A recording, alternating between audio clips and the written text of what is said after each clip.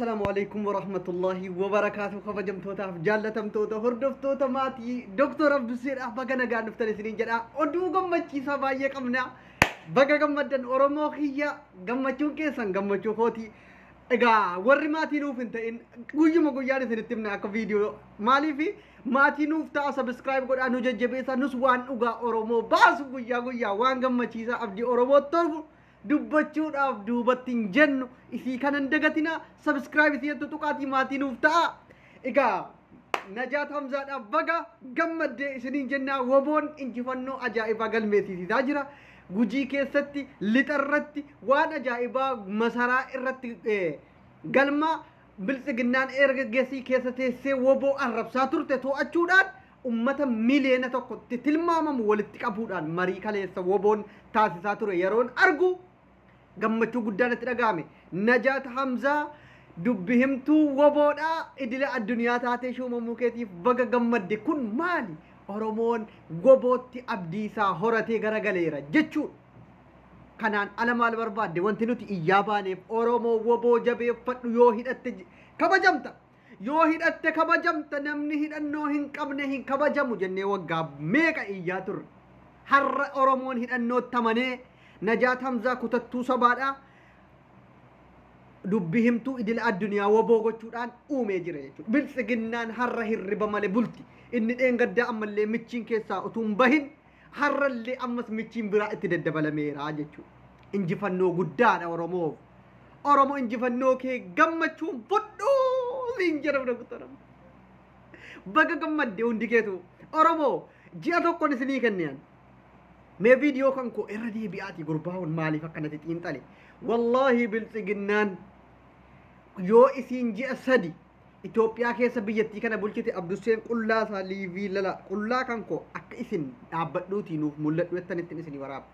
Na amanaa waan dhibbaan dhibbatti tamaneef akka biltsiginnaan kuftee jiru. Wanti taayyeen poostii 12 guyyaatti godhaaruuf waan woboon jabaatee dhiibee dhufee Finfinnee jala gahee jiruufi. Hammam badutti hammasitti hamma humni keessa jirtutti tattaafachuun dirqama.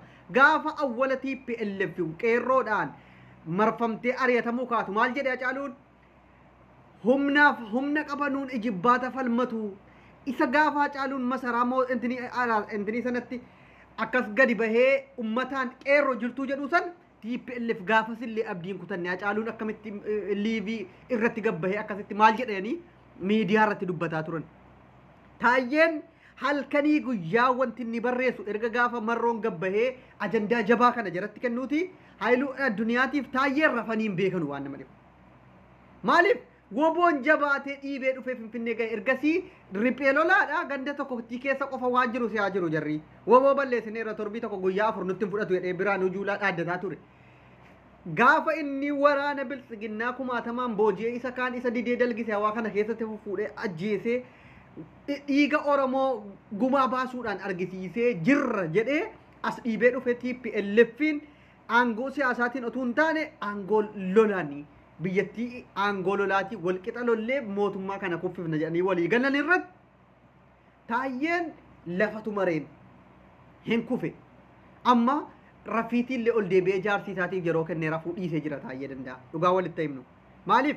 Jechi marroon dhaqee dubbii sana nuti TPLF walii gallee lollee biltsiginnaa kuffisne kaane waa'ee siyaaraa booda Oromoonis akka Oromoot TPLFs yookiin wayyaaneenis Tigraayin qabattee akkuma Tigreemmaa siitti of boonsitee Amaaraan silaa hin barbadeeffama. Amaaraa hin balleeffama. Badeeras waaniif ganda namaa dhaqee wareeree sanyii namaa nama 100 meeqaan lakkaa'amu balleessee jira waan ta'eef kan jaraa dhumateefi jira. Oromoon jararraa warra gumaati. Wayyaaneen jararraa warra gumaati Amaaraadhaaf dhumatee jira waan ta'eef gaafa biltsiginnaan badde Amaaraan har'a nuti enyaa Yeminilik lijooshinan jettee wuxxifattee bookkiftu kun hin baddi. Akkuma gaafa TPLF waggaa 27 bulchu Amaarri jiraachuu dhuma jaraa hin beeknu barnu.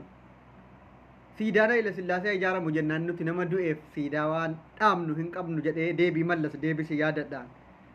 Abiyyi dhufee jara ol kaasee እኛ የሚኒሊክ ልጆች ነን እዛኔ ሚኒሊክ ይነግሳል ሚኒሊክ ዛሬም ንጉስ ነው ጀዳን ያከጀረ ፍንፍኔ ከሰቲ ኦሮሞቲ አከበርባደን አረብሳ አከበርባደን ቦኪሳ finfinnee keessatti Hacaaluun ajjeefame zabana Abiyyi dhufee nafxanyaan irratti goobse. Sababa Hacaaluun Minilik diina hamaadha jedhee dubbate qofatti ajjeefame. Sababa Abiyyi jara fidee boollaa baasee olutti kaasee. Kanaaf barballeeffamuu qabdi akkuma waggaa 1,000 Oromoo nan cabsa isin na tababbaraa jedhee warra Amaaraatii walii galee kaanaan Tigraay tiwdaminji leelaaw gabsinoo akkuma jedhame kan biraa garbuudha hin balleessinaa leelaaw gabsinoo jedhani beeytanii dhageessaniitu yoo ta'e kun kana injifadhinnu malee kan Oromoodhaa dhiisaa gabsiidhaa itti deebine Eertiraa wajjinii walii galanii Dubaay irraa waraana guurratanii eessa milishaa ganda hundaa itti guuranii TPLFin tokkotti warra dadhabetu amma gabbayee shanee balleessina shanee balaaleffadhaa guyyaatti akka waan mormitoota ta'anii deeggarsa waammatu na utubaa maala kufaan jira gabbaatii na deeggaraa na jajjabeessa abdiidhuma nattora ummanni miskiinni akkuma kaleessa jaalmarroon ummata walitti qabee dubbate jedhetti gaafa dargiin kufus wayyaaneen dargiin irraa kuffiftee reef bilisoomne jettanii gabbaatanii iyyitanii jedhe ummanni miskiinni karuma mootummaa dhufe hundumaafuu harkatuma gaafa amma Abiyyi gabbaa hiriiraa wareeramtaniittu jedhe gabbahee iyya dhumarratti immoo wanti dubbachuu barbaade ummata miskiina homaan beekne waan nyaatee bulu qixxaallee qebboo tokkotti illee argatee nyaachuu hin dandeenye tijjaaniin bulchaan magaalaa Jimmaadhaan walitti qabee kara bitaatti kara mirgaatti harka kee ol jedhee iyyisiisaa jira miskiina akkanaatu jalqabame jechuudha.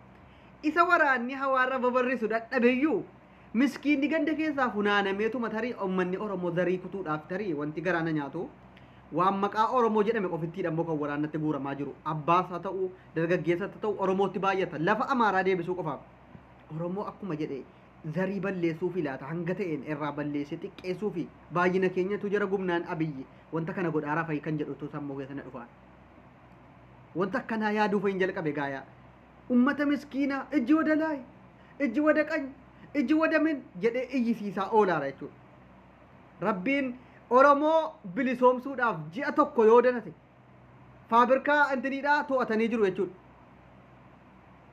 Faabirkaa sukkaaraadhaa to'atanii jiru. Woboo to'atee jira. Harka woboo jira.